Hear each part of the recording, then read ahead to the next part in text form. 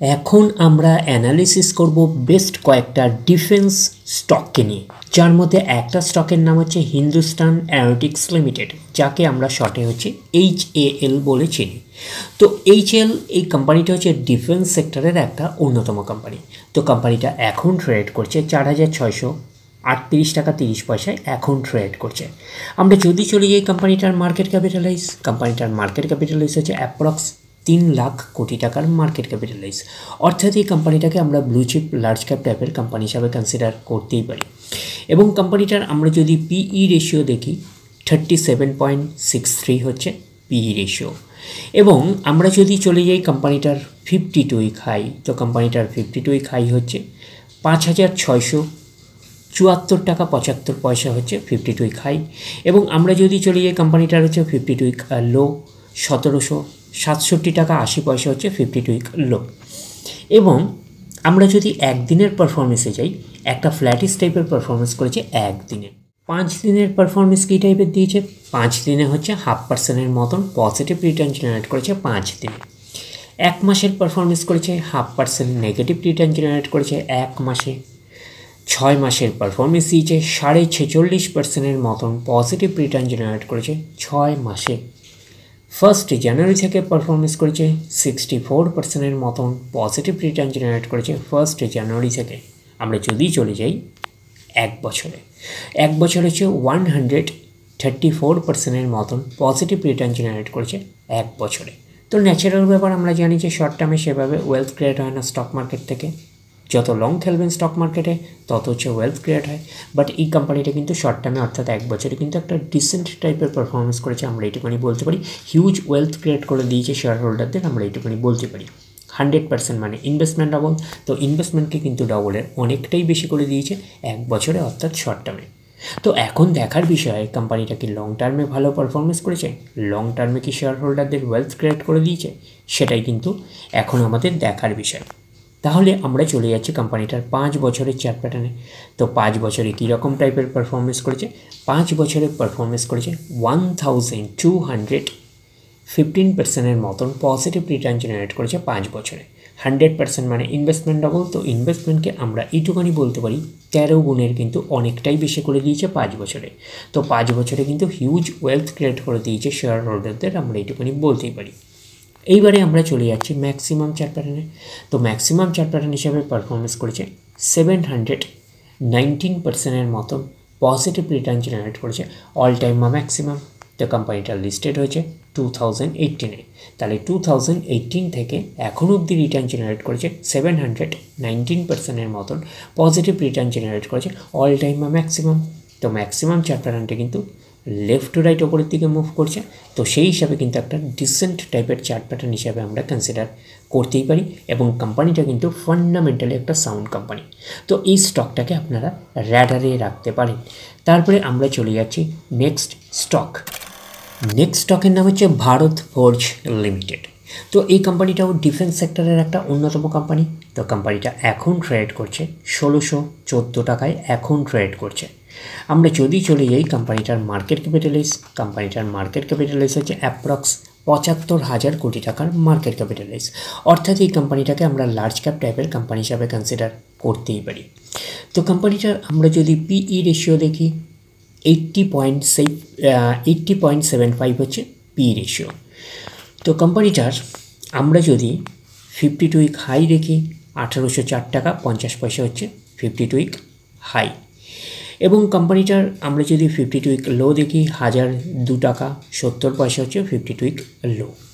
তো কোম্পানিটার একদিনের পারফরমেন্স দিয়েছে 1.5% মতন পজিটিভ রিটার্ন জেনারেট করেছে একদিনে।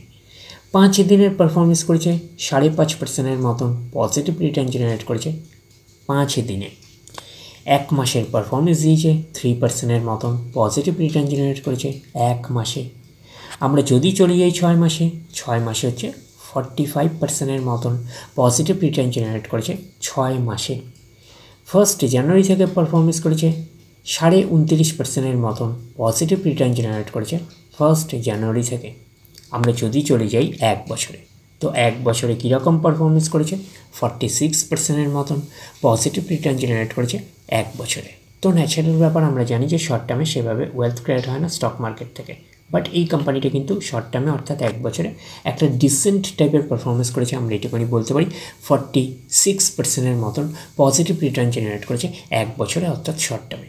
তো এখন দেখার বিষয় কোম্পানিটা লং টার্মে কীরকম পারফরমেন্স করেছে, লং টার্মে কি শেয়ার হোল্ডারদের ওয়েলথ ক্রিয়েট করে দিয়েছে সেটাই দেখার বিষয়। তাহলে আমরা চলে আসছি 5 বছরের চার্ট প্যাটার্নে। তো 5 বছরে পারফরমেন্স করেছে কত, 291% মতন পজিটিভ রিটার্ন জেনারেট করেছে 5 বছরে। 100% মানে ইনভেস্টমেন্ট ডবল। তো ইনভেস্টমেন্টকে আমরা এইটুকুনি বলতে পারি 4 গুণের কিন্তু কাছাকাছি করে দিয়েছে 5 বছরে। তো 5 বছরে কিন্তু হিউজ ওয়েলথ ক্রিয়েট করে দিয়েছে শেয়ার হোল্ডারদের, আমরা এইটুকুনি বলতেই পারি। এইবারে আমরা চলে যাব কোম্পানিটার ম্যাক্সিমাম চার্ট প্যাটার্নে। তো ম্যাক্সিমাম চার্ট প্যাটার্ন হিসাবে পারফরমেন্স করেছে 23,847% মতন পজিটিভ রিটার্ন জেনারেট করেছে অল টাইম বা ম্যাক্সিমাম।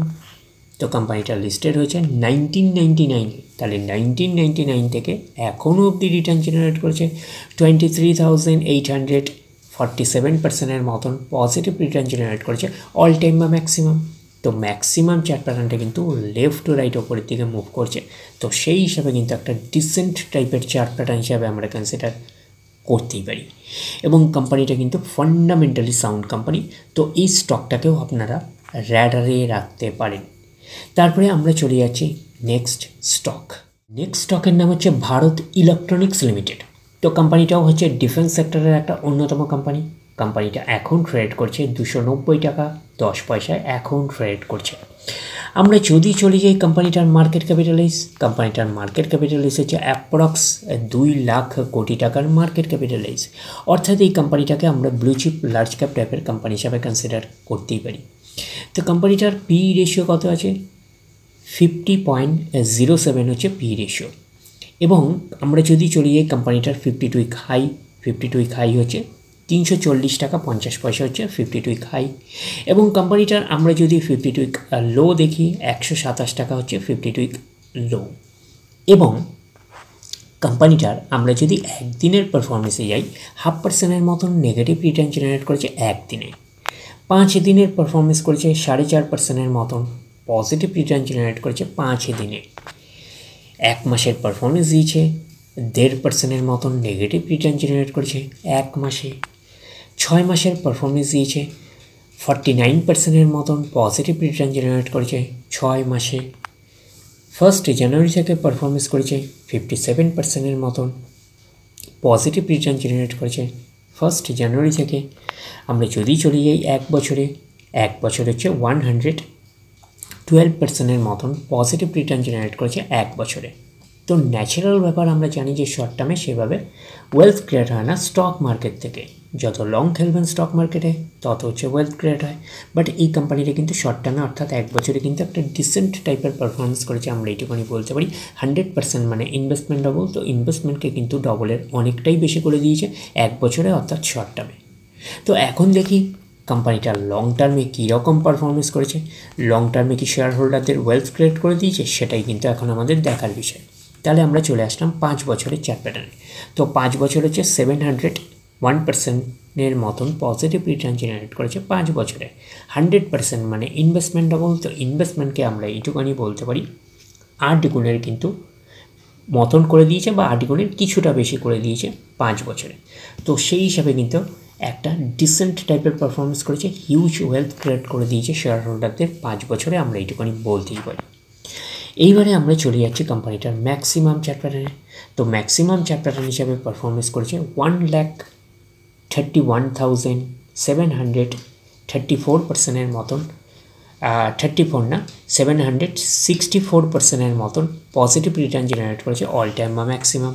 তো কোম্পানিটা লিস্টেড হয়েছে 1999-এ, তাহলে 1999 থেকে এখনও অবধি রিটার্ন জেনারেট করেছে 1,31,764%-এর মতন পজিটিভ রিটার্ন জেনারেট করেছে অল টাইম বা ম্যাক্সিমাম। তো ম্যাক্সিমাম চার্ট প্যাটার্নটা কিন্তু লেফট টু রাইট ওপরের দিকে মুভ করছে। তো সেই হিসাবে কিন্তু একটা ডিসেন্ট টাইপের চার্ট প্যাটার্ন হিসাবে আমরা কনসিডার করতেই পারি, এবং কোম্পানিটা কিন্তু ফান্ডামেন্টালি সাউন্ড কোম্পানি, এটুখানি কিন্তু মাথায় রাখবেন। তো এই কোম্পানিটাকেও আপনারা র্যাডারে রাখতে পারেন। তাহলে ওভারঅল বেস্ট আমরা 3টে ডিফেন্স স্টককে নিয়ে অ্যানালিসিস করলাম। একটা হচ্ছে হিন্দুস্তান অ্যারোনটিক্স লিমিটেড, আরেকটা হচ্ছে ভারত ফোর্জ, আরেকটা হচ্ছে ভারত ইলেকট্রনিক্স। তো তিনটে কোম্পানি কিন্তু লার্জ ক্যাপ টাইপের কোম্পানি। তো তিনটে কোম্পানিও কিন্তু অনেক অংশে পোটেনশিয়ালিটি রয়েছে এবং তিনটে কোম্পানি কিন্তু ফান্ডামেন্টালি সাউন্ড কোম্পানি। তো গভর্নমেন্ট অফ ইন্ডিয়া কিন্তু ডিফেন্স সেক্টরকে কিন্তু আত্মনির্ভর ভারতের ওপর ডাক দিয়েছে। তার ফলে কিন্তু এই ডিফেন্স সেক্টরের এই তিনটে স্টক কিন্তু আগামী দিনেও কিন্তু আরও বেনিফিটেড হতে চলেছে, এইটুখানি কিন্তু মাথায় রাখবেন। তো এই তিনটে স্টককে আপনারা র্যাডারে রাখুন, ডিরেক্টলি গিয়ে জাম্প করে বাই করবেন না, ফার্দার স্টাডি করবেন। আফটার দ্যাট হচ্ছে আপনারা ডিসাইড করবেন কোন স্টকটা বাই করবেন কি করবেন না। তাহলে এই অবধি, নেক্সট ভিডিওতে আবার আপনাদের সাথে আমার দেখা হচ্ছে। ধন্যবাদ।